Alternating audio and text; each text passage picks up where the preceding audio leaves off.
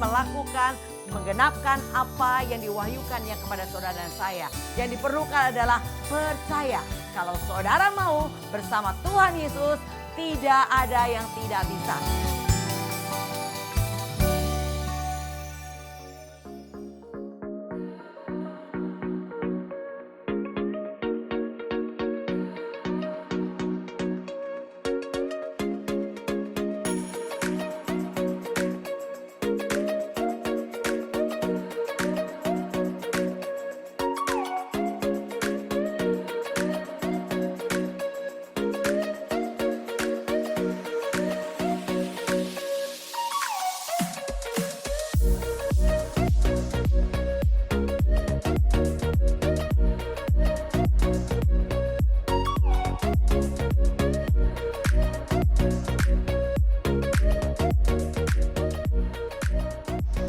Shalom sahabat Brobos, salam jumpa kembali bersama GOB Generation of Breakthrough. Hari ini saya akan menyampaikan satu tema, kekuatan dalam kelemahan. Sebelumnya mari kita satukan hati berdoa. Nantinya kami naikkan syukur untuk kembali kesempatan kami belajar hari ini, berbicara atas kami Roh Kudus melalui pembaharuan dan hikmat untuk kami mengerti isi hati Tuhan melalui materi pada saat ini. Berbicara kami siap mendengarkan dalam nama Tuhan Yesus. Haleluya. Amin. Sahabat Brobos, bacaan kita dari 2 Korintus 12 ayat 9 sampai dengan 10. Tetapi jawab Tuhan kepadaku, cukuplah kasih karuniaku bagimu, sebab justru dalam kelemahanlah kuasaku menjadi sempurna. Sebab itu terlebih suka aku bermegah atas kelemahanku, supaya kuasa Kristus turun menaungi aku. Karena itu aku senang dan rela di dalam kelemahan, di dalam siksaan, di dalam kesukaran, di dalam penganiayaan dan kesesakan, oleh karena Kristus. Sebab jika aku lemah, maka aku kuat. Iya saudara. Seperti apa dikatakan, Paulus berkata, di sini dikatakan, aku senang dan rela dalam kelemahan, dalam siksaan, dalam kesukaran, dalam penganiayaan dan kesesakan oleh karena Kristus. Sebab jika aku lemah, maka aku kuat. Apa maksud daripada ayat ini? Saudara, di zaman ini, di mana dunia selalu menuntut kita untuk kita kuat, saudara. Untuk kita sempurna dan tanpa kelemahan, ya. Tapi firman Tuhan menunjukkan bahwa kebenaran yang berbeda dengan apa kata dunia, yaitu justru melalui kelemahanlah kuasa Allah akan dinyatakan. Saudara, kita tahu Paulus ya sebagai seorang rasul besar, dia pernah bergumul dengan duri dalam daging, ya. 3 kali ia memohon kepada Tuhan untuk melepaskannya. Tapi Tuhan berkata, cukuplah kasih karuniaku bagimu. Nah saudara, pesan daripada materi kita hari ini, kelemahan bukanlah penghalang, tapi sarana bagi kuasa Allah dinyatakan. Saudara, melalui kelemahan kita. Kita pelajari, ada beberapa poin yang kita perlu pelajari hari ini tentang materi kita. Yang pertama, kasih karunia Allah selalu cukup, saudara. Paulus tidak mendapatkan apa yang ia minta untuk Tuhan lepaskan duri dari dalam dagingnya ini. Tapi ia mendapatkan apa yang ia butuhkan, yaitu kasih karunia. Apa kasih karunia yang dipercayakan Tuhan kepada Paulus untuk ia bisa melayani Tuhan, diperlengkapi dengan karunia-karunia, diberi keberanian. Nah, itu adalah kasih karunia yang Tuhan berikan kepada Paulus. Jadi kadang kita berdoa minta Tuhan angkat masalah, tapi Tuhan memilih untuk memberikan kasih karunia agar kita kuat menghadapi masalah yang ada di depan kita, saudara. Ya, seperti kita pelajari ya, banyak tokoh-tokoh Daniel, Sadrak, Mesak, Abednego, Yusuf ya saudara. Mereka disertai kasih karunia. Walaupun mereka harus masuk ke dalam api yang dipanaskan 7 kali lebih panas. Tapi kasih karunia Allah membuat ia luput dari api itu. Meskipun Daniel harus masuk gua singa dengan singa lapar. Tapi kasih karunia Allah membuat singa itu tidak memakan Daniel. Meskipun Yusuf mengalami begitu banyak proses dalam hidupnya. Tapi kasih karunia Allah membuat ia ketika berani melewatinya, ketika menghadapi setiap prosesnya, ia sampai kepada titik janji Tuhan. Hari depan yang penuh harapan. Halo saudara sama Brobos, hari depan kita semua penuh harapan, amin. Jadi oleh karena itu hadapi setiap masalahmu di dalam kelemahan, kok akan lihat kuasa Allah sempurna dinyatakan. Jadi kasih karunia itu berarti apa saudara? Kekuatan, pertolongan, penyertaan Tuhan. Itu yang senantiasa menyertai kita, cukup untuk setiap keadaan kita. Contoh ilustrasinya seperti sebuah ponsel saudara. Tanpa baterai, ponsel secanggih apapun akan mati saudara. Ya, demikian hidup kita tanpa kasih karunia Tuhan sehebat apapun kita nggak berdaya, kita nggak bisa buat apapun, saudara. Jadi karena kasih karunia, engkau ada sebagaimana engkau ada hari ini. Engkau dalam keadaan sehat, engkau dalam keadaan kuat, engkau dalam keadaan semangat. Bahkan engkau bisa melayani Tuhan, bisa datang kepada Tuhan. Ini adalah kasih karunia Allah yang nyata dalam hidup saudara dan saya. Yang kedua poin yang kita perlu pelajari, kelemahan justru membuat kita rendah hati dan bergantung kepada Tuhan. Paulus mengakui duri dalam dagingnya itu diberikan supaya aku jangan meninggikan diri. Jadi kelemahan itu akan menjaga kita agar tetap rendah hati, saudara.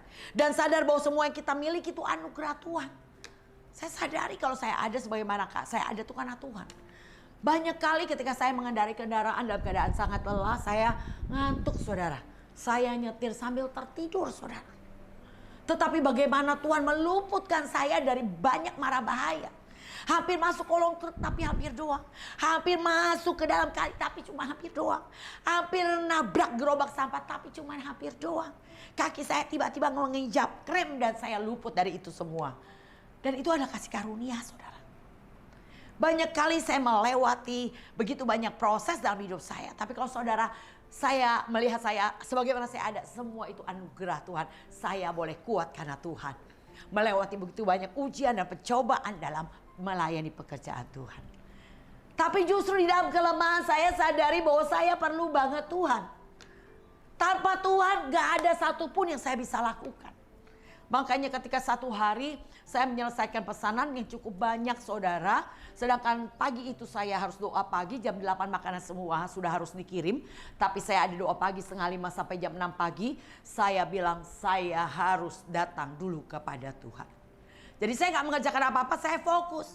Pada banyak banget yang harus saya selesaikan untuk saya bisa menyelesaikan dalam waktu 2 jam untuk begitu banyak masakan yang harus saya selesaikan. Tapi saya bilang, kalau saya gak datang sama Tuhan pagi ini, bahaya besar menanti depan saya. Makanan tidak enak, terlambat sampainya, dan banyak hal-hal yang lain yang saya pikir akan saya hadapi kalau saya tidak datang sama Tuhan. Jadi saya fokus, saya prioritaskan Tuhan, saya harus datang kepada Tuhan.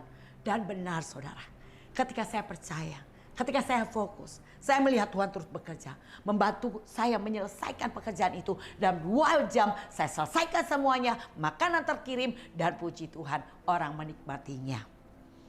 Jadi itulah, saudara, saya banyak kali melihat bagaimana Allah turut bekerja dalam segala sesuatu ketika saya datang kepada Tuhan. Prioritaskan Tuhan. Jadi oleh karena itu mari, saudara, percayalah kepada Tuhan, Dia sumber segalanya. Lakukan tugas pelayananmu dengan penuh tanggung jawab. Tuhan mempercayakan banyak hal untuk saya kerjakan di setiap hari perjalanan saya untuk melayani pekerjaannya. Tapi saya belajar fokus. Waktu-waktu yang Tuhan percayakan untuk saya melayani Dia itu adalah waktu yang merupakan fokus utama dalam hidup saya. Tidak ada yang lain. Di waktu saya harus pelayanan di persekutuan doa ini Senin, Selasa, Rabu, Kamis, Jumat. Dan itu adalah waktu yang saya berikan buat Tuhan. Nggak ada alasan untuk kepentingan saya. Tapi saya kerjakan dulu tugas pelayanan, baru berikutnya itu kepentingan saya. Jadi begitulah, saudara, hendaknya saudara bertanggung jawab dengan tugas pelayanan yang Tuhan percayakan kepada kita. Ingat, Tuhan di atas, kita di bawah. Tuhan tahu, saudara, apa yang saudara lakukan dalam melayani pekerjaan yang dipercayakan Tuhan kepada kita. Saudara, seringkali kelemahan itu membuat kita jadi rendah hati dan sadar. Ketika beberapa waktu yang lalu saya ada pelayanan ke Manado mission trip bersama teman-teman dari pengurus daerah. Dan pada saat saya di sana, saudara, kita ada waktu untuk ke Bunaken, saudara. Saya belum pernah ke Manado, jadi saya ikut ke sana waktu saya pergi ke Bunaken. Dan baliknya, saudara, apa yang terjadi? Saya waktu berjalan, tiba-tiba saya nggak ngelihat, nggak tahu karena itu memang laut ya, saudara, karena kapalnya airnya agak ke tengah, jadi kapalnya nggak terlalu ke pinggir. Jadi saya harus melewati air ya cuma semata kaki lah. Tapi karena saya nggak melihat, ternyata itu ada lubang. Dan kaki saya terperosok ke sana, saya kehilangan keseimbangan, saya jatuh, saudara. Dan karena jatuh ini, kaki saya sangat sakit, saudara. Jadi malam itu saya nggak bisa jalan. Gak punya kekuatan di kaki kiri saya untuk menopang kaki kanan saya melangkah. Saya berpikir, wah, waktu masih panjang banget nih, saya harus laluin. Masih ada seminar-seminar yang harus diikutin, saudara. Saya sampai waktu pagi-pagi mau berangkat, saya sampai pinjem kursi roda di hotel. Karena saya pikir udahlah pakai kursi roda gitu. Tapi ketika sampai di lobi saya pikir aduh repot ya pakai kursi roda. Tuhan pasti beri kekuatan. Saya pasti bisa, saya pasti bisa, saya pasti bisa, saya katakan. Pencobaan yang Tuhan izinkan tidak lebih dari kekuatan saya. Saya perkatakan firman, saudara. Dan ketika saya memperkatakan firman, Tuhan kembali beri kekuatan untuk saya melangkah. Bahkan bisa melalui hari-hari saya. Bahkan sampai saya kembali ke Jakarta, saya bisa melewatinya. Dengan kondisi kaki yang seperti demikian. Terpujilah Tuhan. Itulah Tuhan yang hebat, saudara. Ketika kau punya keberanian melangkah, kau akan melihat Allah turut bekerja. Dan itu yang saya rasakan, dan demikianlah yang dirasakan oleh Paulus. Sehingga dia berkata, dalam kelemahan, di situ aku melihat kuasa Tuhan dinyatakan sempurna, saudara. Nah, saudara, kita perlu sadari bahwa tidak ada yang kita miliki yang bukan datang dari Tuhan. Jadi tidak ada yang perlu kita sombongkan, saudara. Kelemahan mengingatkan bahwa kita sangat amat butuh Tuhan. Ilustrasinya seperti gelas retak, saudara. Ya, jika diisi air, air itu akan merembes keluar. Tapi kalau saudara masukkan lilin cahaya, maka melalui retakan itu akan keluar cahaya terang di situ. Ya, jadi cahaya itu akan keluar melalui retakan itu. Demikian juga dengan kita. Tuhan justru menyinarkan terangnya lewat retakan dalam hidup kita. Dia akan nyatakan kuasanya. Kalau orang bilang, Bu Lydia itu dulu pendiam dan pemalu. Jadi kalau teman-teman SMA saya ketemu saya, mereka kaget ngelihat saya. Sekarang saya banyak ngomong ya. Padahal dulu saya pendiam dan pemalu, saudara. Dan saya tahu itu kelemahan saya. Tapi dalam kelemahan saya, di situ saya lihat Allah turut bekerja. Dia memberi kemampuan dan keberanian untuk saya berkata-kata, memberitakan Injilnya. Jadi justru dalam kelemahan lah, di situ kuasa Tuhan dinyatakan sempurna. Saya dulu nggak bisa berdoa, saudara. Saya kalau disuruh berdoa, kalau belum saya catat doanya, saya nggak berani untuk berdoa. Itu kelemahan saya. Tapi ketika saya datang kepada Tuhan, maka segala kemampuan daripada Tuhan memampukan saya berdoa dengan kata-kata yang tidak terucapkan. Artinya keluar begitu saja, saudara, setiap doa-doa yang saya naikkan. Tuhan yang menaruhkan perkataannya dan perkataan saya. Dan Tuhan bekerja melalui kelemahan kita, saudara. Jadi oleh karena itu, saudara, kita pelajari ada beberapa tokoh Alkitab. Musa dikatakan dia adalah seorang yang gagap, saudara. Kita baca ya di dalam Keluaran 4 ayat 10 sampai dengan ayat ke-12 dikatakan. Lalu kata Musa kepada Tuhan, Tuhan, aku ini tidak pandai bicara. Dahulu pun tidak. Dan sejak engkau berfirman kepada hambamu pun tidak. Sebab aku berat mulut dan berat lidah. Tapi Tuhan berfirman kepadanya, siapakah yang membuat lidah manusia? Siapakah yang membuat orang bisu atau tuli? Membuat orang melihat atau buta? Bukankah aku, yakni Tuhan? Oleh sebab itu pergilah, aku akan menyertai lidahmu dan mengajar engkau apa yang harus kau katakan.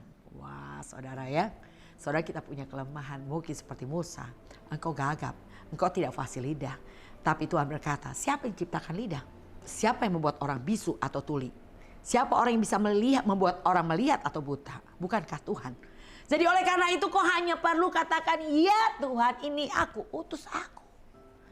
Jadi jangan berbantah sama Tuhan karena kelemahanmu. Karena Tuhan bisa mengubah kelemahanmu menjadi kekuatan Allah yang hebat. Saya ingat ada seorang hamba Tuhan bilang begini. Waktu dia khotbah, itu ada seorang yang bolak-balik di depan pintu gereja. Dan setelah ibadah selesai, dia datang kepada pendeta itu dan berkata, Pak Pendeta, siapa yang berdiri di sebelah Pak Pendeta tadi? Pak Pendeta itu ngomong hanya ngikutin orang yang di sebelah Pak Pendeta. Dia berjubah putih, bersinar. Wah, pendeta itu tahu itu adalah Tuhan Yesus. Jadi ternyata bukan karena pendeta itu pintar berkhotbah, tapi dia ditaruhkan perkataan Tuhan dalam perkataannya. Jadi begitu juga saudara dan saya, jangan pernah menolak pelayanan yang Tuhan percayakan kepadamu dan kau berkata tidak bisa. Sebetulnya ketika kau berkata tidak bisa, engkau sedang sombong. Karena kau pakai kekuatan. Tapi kalau kau pakai kekuatan Allah, tidak ada kata tidak bisa.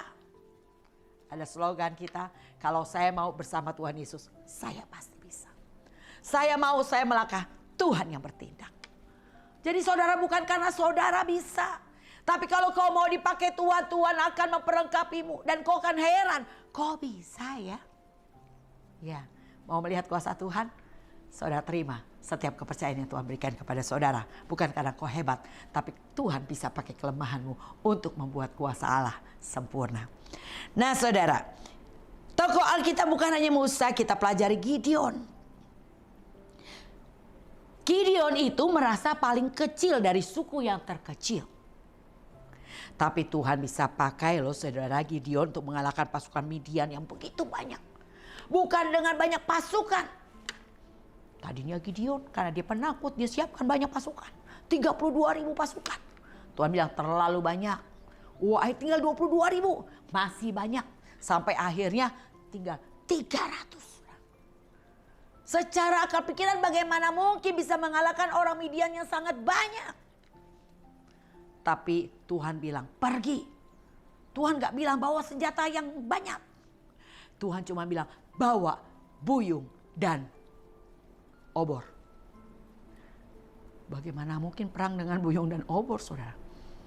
Tapi puji Tuhan, Tuhan beri keberanian bagi Gideon yang penakut itu. Dan Tuhan memberi keyakinan dan percaya. Melalui peneguhan ada seorang yang berkata, itu pasti Gideon. Aku bermimpi. Wah gitu ya saudara ya.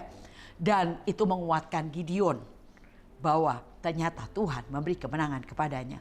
Sehingga ia berani memimpin pasukan dan akhirnya dia memenangkan peperangan itu saudara. Jadi saudara jangan pernah merasa takut karena engkau kecil, karena engkau muda. Dikatakan dalam Timotius. Tapi ayo kita jadi teladan saudara. Dalam perkataan, dalam apa yang kita lakukan, kita menjadi teladan. Nah saudara, Tuhan ternyata yang memampukan kita berperang. Tuhan yang memberikan kemenangan kepada kita. Allah yang turut bekerja bukan karena kita. Dalam 1 Korintus 15 ayat 9 sampai dengan 10 kita baca.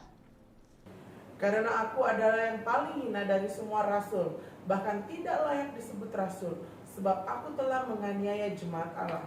Tetapi karena kasih karunia Allah, aku adalah sebagaimana aku ada sekarang. Dan kasih karunia yang dianugerahkannya kepadaku tidak sia-sia. Sebaliknya, aku telah bekerja lebih keras daripada mereka semua. Tetapi bukannya aku, melainkan kasih karunia Allah yang menyertai aku. Ya, itu yang Paulus katakan. Dia sadar kelemahannya. Ya, dia adalah orang yang paling hina di antara semua rasul. Karena kita tahu bagaimana dan siapa Saulus. Dia adalah pembunuh, penganiaya pengikut Tuhan Yesus, saudara, memenjarakan mereka. Dan bahkan ia pergi ke Damsyik tujuannya menangkap para pengikut jalan Tuhan. Tapi apa yang terjadi? Di tengah jalan ia berjumpa dengan Yesus. Dan ia mulai masuk dalam panggilan Tuhan. Dan Tuhan memperlengkapi dia di dalam kelemahannya. Jadi saudara kita lihat di sini Paulus berkata, karena kasih karunia aku ada sebagaimana aku ada, dia sadari saudara. Dia tidak layak disebut rasul. Karena anugerah Tuhanlah yang membuat ia bisa menjadi rasul. Dan ia tidak menyia-nyiakan kasih karunia yang dipercayakan Tuhan kepadanya. Tapi ia bekerja lebih keras dari yang lain. Ini dia kuncinya saudara. Maukah kau bekerja lebih keras dari yang lain? Ketika orang tidak mau melakukan, maukah kau melakukannya? Dan ketika kau melakukan, kau tidak bersungut-sungut. Dan berkata, kenapa? Kok saya terus? Kenapa tidak mereka? Saudara, ketika kau dipercaya hari ini, bersyukurlah untuk kepercayaan yang Tuhan berikan. Lakukan tugas pelayananmu dengan penuh sukacita. Tidak boleh dengan terpaksa, tidak boleh dengan berat hati, tidak boleh dengan sedih hati. Nah inilah yang Tuhan mau untuk kita lakukan saudara. Karena kasih karunia Allah, kita bekerja lebih keras dari yang lain. Jangan sia-siakan kasih karunia yang sebesar itu yang Tuhan berikan buat saudara. Sebetulnya kita tidak layak memperoleh kasih karunia saudara. Karena kita bukan bangsa pilihan Allah yang layak menerima keselamatan kekal. Tapi karena kekerasan hati bangsa Israel membuka kesempatan bagi kita bangsa-bangsa lain untuk kita masuk dalam anugerahnya. Dan saudara yang sudah terpilih hari ini jangan sia-siakan. Karena saudara terpilih dari begitu banyak orang. Saudara perlu tahu. Roma 11 ayat 21 sampai dengan 22. Sebab kalau Allah tidak menyayangkan cabang-cabang asli, ia juga tidak akan menyayangkan kamu. Sebab itu perhatikanlah kemurahan Allah dan juga kekerasannya, yaitu kekerasan atas orang-orang yang telah jatuh. Tetapi atas kamu kemurahannya, yaitu jika kamu tetap dalam kemurahannya. Jika tidak, kamu pun akan dipotong juga. Saudara, Tuhan tidak menyayangkan dikatakan cabang-cabang asli. Kita tahu bangsa Israel semuanya habis di padang gurun, binasa mereka semua saudara. Cuma 2 dan generasi yang lahir di padang gurun itu yang bisa masuk tanah perjanjian, Kaleb dan Yosua. Kenapa Kaleb dan Yosua bisa masuk? Karena mereka punya hati yang berbeda, karena mereka berkata positif dan mereka berpikir positif. Maka berikutnya dia bisa masuk sampai tanah perjanjian. Nah saudara, Tuhan gak sayang sama cabang asli, apalagi kita saudara. Kita ini adalah cuma cangkokan saudara. Nah makanya saudara dikatakan demikian, yaitu kekerasan hati atas orang-orang yang telah jatuh, tapi atas kamu kemurahannya, yaitu jika kamu tetap dalam kemurahannya. Kemurahannya adalah ketika saudara bisa mendekat kepada Yesus.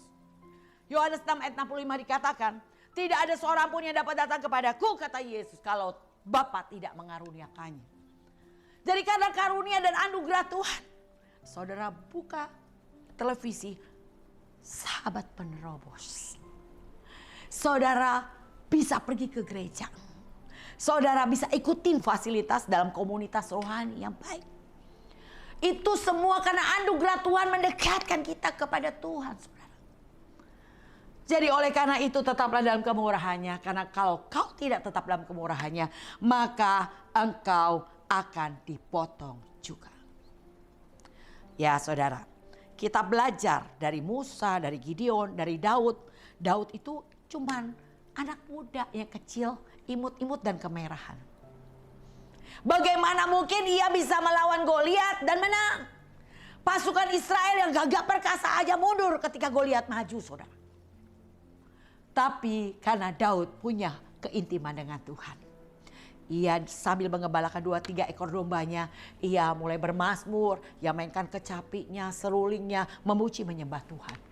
Ada hubungan yang intim antara Daud dengan Tuhan. Sehingga Tuhan menaruhkan keberanian kepada Daud untuk ia menghadapi Goliat, saudara.